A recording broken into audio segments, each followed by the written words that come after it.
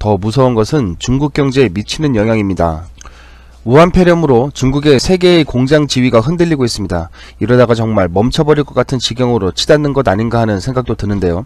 중국이 세계 경제로부터 급격히 외면당하고 있는 디커플링, 탈중국 현상에 대해 알아보도록 하겠습니다. 요 며칠 나온 기사 중에 가장 눈에 띈 기사는 바로 이 기사였습니다. 중국 정부가 우한 폐렴 사태에 관련한 덴마크 유력 일간지의 만평에 대해 공식 사과를 요구하고 나서면서 외교 문제로까지 비화될지 관심이 쏠리고 있습니다. 28일 현지 시간 주 덴마크 중국 대사관은 전날 대사관 홈페이지에 올린 대변인 성명에서 덴마크 일간지 율란츠 포스텐이 27일 게재한 풍자 만평은 중국에 대한 모욕이자 중국 국민의 마음에 큰 상처를 주는 행위라고 비난을 했습니다. 성명은 이는 문명사회에서 지켜야 할 기본적인 선, 표현의 자유의 선을 넘은 인간의 양심을 거스르는 행위라면서 신문사와 만평 작가가 공식 사과할 것을 요구했다는데요.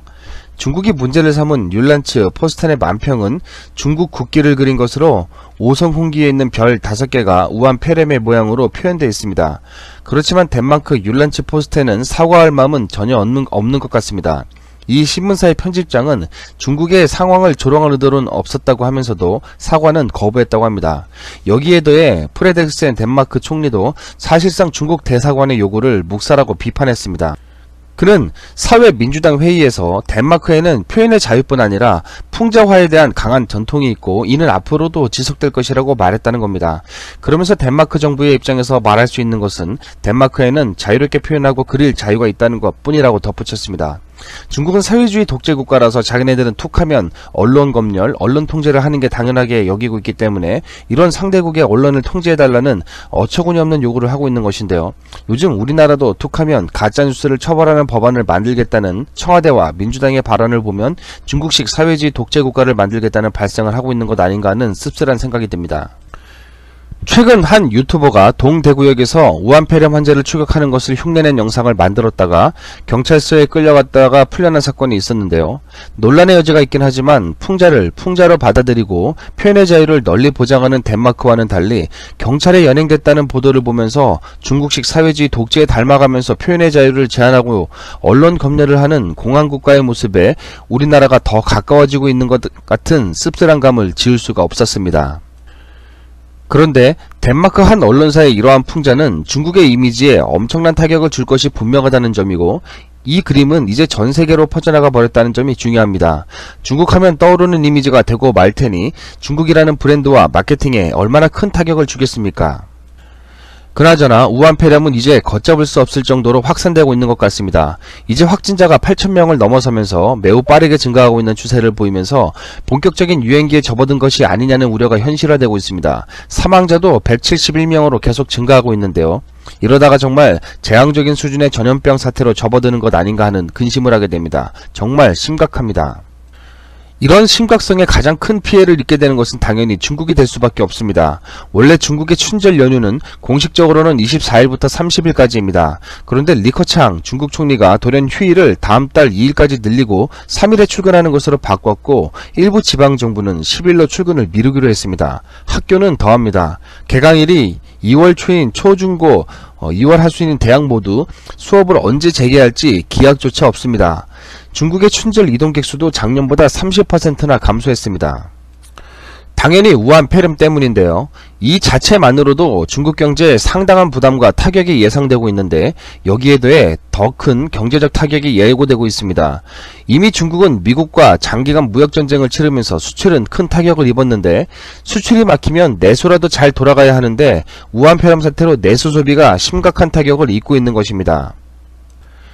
그러나 진정한 위기는 이게 아닙니다. 오늘 영상 제목에서도 말씀드렸듯이 중국이 세계 경제로부터 급격히 외면당하고 있는 디커플링, 탈중국 현상이 더 심각합니다. 이제 누가 중국에 투자를 하고 중국에 와서 사업을 벌이려고 하겠습니까? 중국 경제 곳곳에서 파열음이 벌써부터 발생하고 있습니다. 우선 자국 내 투자 상황도 문제가 생기고 있습니다.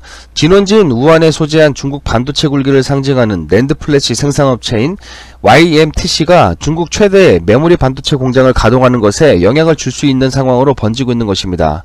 아시겠지만 반도체는 기술 발전의 속도가 엄청나게 빠른 산업입니다. 그런데 우한 사태 때문에 연휴도 길어졌는데 물류 이동까지 막고 있습니다. 도로가 봉쇄되고 생산시설을 지을 장비들의 이동이 제한되고 있습니다. 중국이 메모리 반도체 산업을 육성해서 한국, 대만, 미국 등을 추격하겠다는 전략에 차질이 생길 수 있다는 분석이 나오고 있는 배경입니다. 우한 폐렴 확산에 대한 우려가 커지면서 글로벌 기업들이 잇따라 중국 내 사무실을 잠정 폐쇄하고 있습니다. 또 글로벌 항공사들은 중국행 항공편을 줄줄이 취소하고 있습니다. 세계적 기업들이 중국 내에서 문을 닫고 중국을 찾는 발길이 줄면서 우한 폐렴이 중국 경제에까지 큰 타격을 주고 있습니다. 세계적 IT 기업 구글이 중국 내 모든 사무실을 잠정 폐쇄하기로 했습니다. 중국에선 구글의 검색 서비스를 이용할 수 없지만 구글은 중국에서 광고 사업 등에 초점을 맞춘 사무실을 운영하고 있죠. 구글에 앞서 애플도 우한의 부품 공급업체와 우한의 지역 생산시설에서 조업을 중단한다고 밝혔습니다. 페이스북 역시 임직원들의 중국 출장을 금지했습니다. 이밖에도 디즈니, 맥도날드, 스타벅스 등도 중국 내 매장 운영을 중단하거나 중국 출장을 금지했습니다. 그리고 국제항공사들의 중국 노선 운항 중단도 잇따르고 있습니다. 한국 기업들도 심지어 중국 공장을 재가동하지 않고 출장도 금지하고 있습니다. 주재원들을 귀국시키는 등 비상체제에 들어간 것입니다. 주변 국가들도 중국 출입 관문을 닫고 있습니다. 지금 전 세계적으로 이러한 현상들이 벌어지고 있습니다. 지금 중국은 세계로부터 본의 아닌 보이콧을 당하고 있는 것입니다. 아까 덴마크 신문사의 중국 오성홍기를 우한 폐렴으로 풍자한 만평 기사는 중국 보이콧을 상징적으로 말해주는 현상입니다. 중국이라는 국가 브랜드 이미지도 급격하게 실추되고 나빠지고 있습니다. 이런 상황이 중국에게 지속된다면 어떤 일이 일어나게 될까요? 이미 투자한 곳도 투자를 늦추고 투자를 하려던 글로벌 기업들은 투자를 고심하게 됩니다. 그리고 투자를 철회하는 기업들이 생겨날 것입니다. 그리고 중국과 함께 중국에서 하려던 사업들이 하나둘씩 취소되는 일들이 곧 벌어지게 될 것 같습니다. 중국의 꿈, 시진핑의 꿈, 중국모. 짧게 설명하면 어려울 것 하나 없이 중국 공산당이 지배하는 국가 중국이 과거 중원을 중심으로 떡하니 자리 잡고 주변 국가들에게 이래라 저래라 쥐락펴락했던 것처럼 현대에서도 전세계 국가들을 상대로 이래라 저래라 쥐락펴락하고 싶어하는 것이라고 설명할 수 있겠습니다. 현재 미국처럼 말이죠. 어찌되었든 중국몽, 진핑이 형아가 저런 꿈 가지고 있는 거는 알겠는데 중요한 건 전세계를 쥐락펴락할 저 중국몽도 실제로 중국이 미국을 따라잡아야 가능할 겁니다. 과연 중국이 미국을 따라잡는 것이 가능한 일일까? 2018년 기준 중국의 GDP는 미국과 약 7조 달러나 차이가 나는 상태입니다. 우리나라 돈으로 1년에만 7천조에서 7,700조가 차이 난다는 거죠. 아직까진 단순하게 GDP만으로만 봐도 중국이 미국을 따라잡으려면 좀 많은 시간이 걸릴 듯한데 사실 중국이 지속적으로 경제성장만 한다면 언젠가 미국을 추월하는 것도 가능성이 아예 없는 것은 아닐 것 같습니다. 과거 후진타오 주석 당시 중국은 고성장을 통해서 단숨에 일본을 밟고 올라갔는데 최근 2018년 6.6%까지 떨어집니다. 2010년까지의 성장률이 평균 10%였던 걸 감안하면 어마무시하게 떨어진 거죠. 우리나라처럼 제조업과 수출 주도형으로 쭉쭉 성장해온 중국. 이제 그 제조업과 수출만으로는 해먹을 수 없는 상황이라서 변화가 필요한 시점인 겁니다. 그래서 중국은 현재 상황에 반전을 만들기 위해서 그리고 미국을 따라잡기 위해 원벨트 원로드 하나의 띠 하나의 길 1대1로를 2049년까지 완성하겠다는 목표를 가지고 있습니다. 그놈의 1대1로 정말 뉴스에서 더럽게 자주 봤었는데 도대체 저 1대1로가 뭐길래 중국은 저렇게 1대1로 강조를 하는 것일까? 현재 중국은 저렇게 중국을 시작으로 중앙아시아 유럽까지 이어지게끔 도로철도공항 송유관 항만 같은 인프라를 오지게 깔겠다는 계획을 가지고 있는데 저걸 다 깔면 중국에게 어마무시하게 개이득이라고 합니다. 도대체 뭐가 개이득이라는 것일까?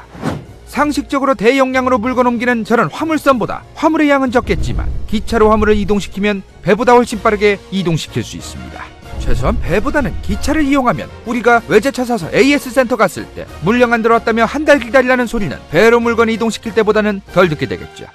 그렇다면 저런 스피드한 부분들 때문에 굳이 구태여 1대1로 하려고 저 난리를 치는 것일까? 예를 들어 중국이 100만원짜리 개쩌는 스마트폰을 오지게 잘 만들어서 잘 팔아먹는다고 가정해봅시다. 이제 그 스마트폰을 팔아먹고 돈을 벌면 되는데 주변 국가의 국민들 평균 소득이 월 50만원밖에 안 되는 겁니다. 게다가 그 국가들은 고속도로나 골목길조차도 제대로 안 되어 있고, 계곡을 지나야만 마을로 갈 수 있고, 버스나 오토바이, 자가용조차 제대로 보급되질 않았어. 핸드폰 팔아먹으려고 시내에 잔뜩 갖다 놔도 시내에 애초에 나오는 사람들도 별로 없고, 전기도 없이 촛불로만 사는 사람들도 아직 많았어. 스마트폰 사도 배터리 충전도 제대로 못하는 사람들도 넘쳐나고 있는 나라라고 가정해보자. 그러면 그 나라들에겐 내가 아무리 물건 잘 만들어서 팔아먹으려고 해도 살 사람이 거의 없을 겁니다. 그래서 인프라, 저러한 인프라가 내 나라 내 조국만 잘 되어 있을 것이 아니라 내 알 바 아닐 것 같은 주변 국가들까지도 잘 깔리게 해줘야 하는 겁니다.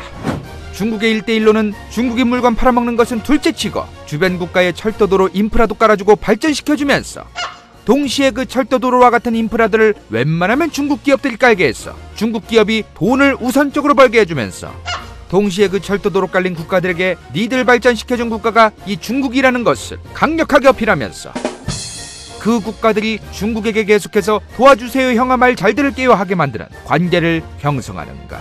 그리고 그 국가들이 훗날 인프라가 잘 깔리고 경제가 발전했어 중국의 수많은 물건들도 오지게 사줄 수 있는 국가가 되는 것. 이게 바로 중국의 1대1로, 그리고 AIIB 아시아인프라투자은행의 본질입니다.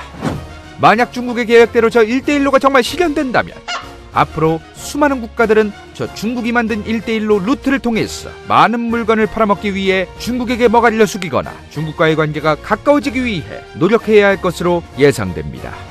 중국이 실제 중앙아시아, 중동, 유럽 국가들과의 관계가 좋아지고 아시아인프라투자은행으로 돈 뿌려서 대출 장사해 먹은 게 성공한다면 실제 전 세계에서 가장 많은 인구를 지닌 아시아의 물건 오지게 물건 팔아먹고 싶은 유럽 국가들의 경우 이제 수에즈 운하가 아니라 중국의 저 1대1로 철도를 타고 가는 도중에 중동에 뿌리고 러시아에 뿌리고 중앙아시아에 뿌리면서 팔아먹고 동시에 중국의 물건도 많이 구매할 가능성이 높아질 겁니다.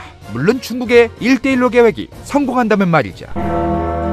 그렇게 된다면 당연히 수많은 국가들이 중국과 사이 더러워져서 좋을 게 없으니 바로 이 국가가 정말 싫어하는 저 중국과의 관계가 좋아지기 위해 노력할 겁니다. 이게 바로 중국몽, 중국의 전 세계적인 영향력 확대를 위한 1대1로를 기반으로 한 중국몽입니다.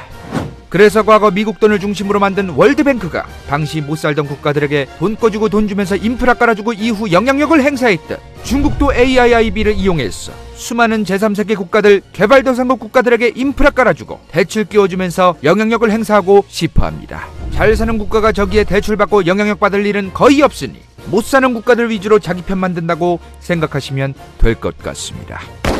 다행인지 아닌지는 모르겠지만 2016년 1월 AIIB 시작하자마자 저렇게 많은 국가들이 가입하게 됩니다. 물론 한국을 포함한 미국과 가까운 국가인 영국, 이탈리아 같은 나토 국가들도 함께 말이죠. 그렇게 2019년 7월 기준 AIIB 회원국이 100개국을 돌파했습니다. AIIB 처음 만들어졌을 때 미국이 가입하지 말라고 주변 국가들에게 난리를 쳤는데도 친중반중 그런 건 상관없이 영국을 포함한 수많은 유럽 국가들은 경제적 개이득을 위해서 가입을 서둘렀습니다. 사실 자기들이 미국이랑 친한 건 둘째치고 당장 미국 형아 말을 듣든 안 듣든 직접적인 영향을 미치는 대한민국 같은 국가가 아니라면 어느 정도 개기면서 AIIB를 통해서 자신의 국가 기업들이 돈만 벌면 그만일 테니 말이죠. 그래서 현재 중국은 저 1대1로와 관련되어 있는 수많은 국가들과 오지게 친해지고 싶어하고 있습니다. 만약 1대1로가 현실적으로 성공하게 된다면 저 루트에 있는 총 65개국 44억 명의 어마무시한 넘사벽 인구와 무역, 금융, 문화 교류가 가능한 전세계 최대의 경제권이 될 수 있을 겁니다. 그래서 중국은 달러가 아닌 위안화가 전세계의 기축통화가 되기를 희망하고 있습니다. 중국의 1대1로가 정말 성공한다면 과연 저 중국몽 그 자체인 1대1로